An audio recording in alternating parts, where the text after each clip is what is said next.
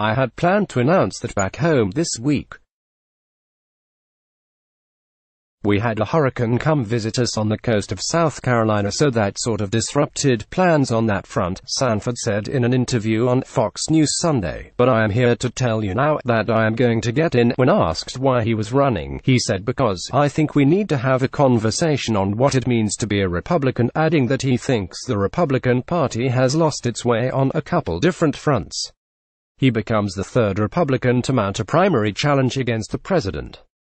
In April, a former Massachusetts Governor Bill Weld officially entered the race, and last month, former Illinois Representative Joe Walsh announced his candidacy.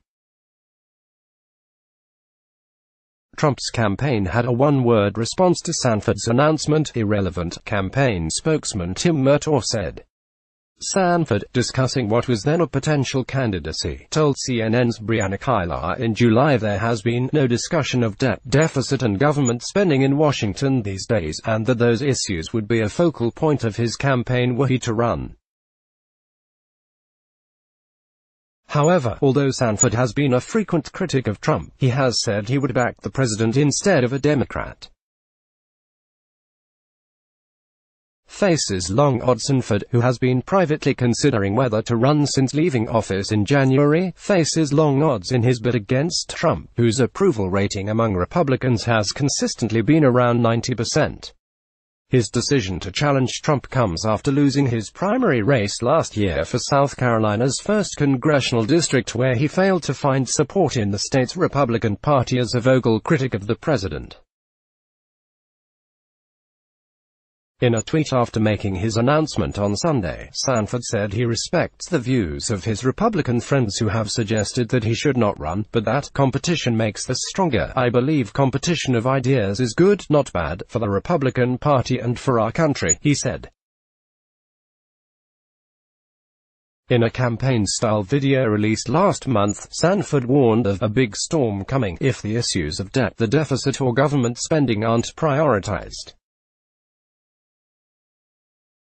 I just got through watching 2 Democratic debates that offered little more than a long laundry list of new political promises that we can't afford, Sanford says.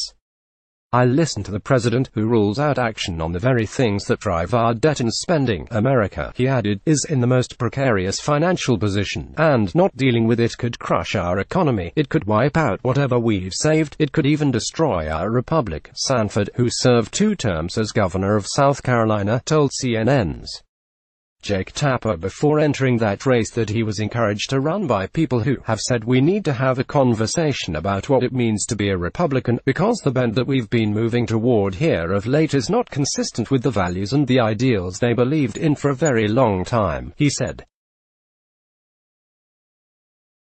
Tough road ahead for Sanford in a show of support for Trump. Republican leaders in several states have expressed they would consider canceling the 2020 presidential primaries.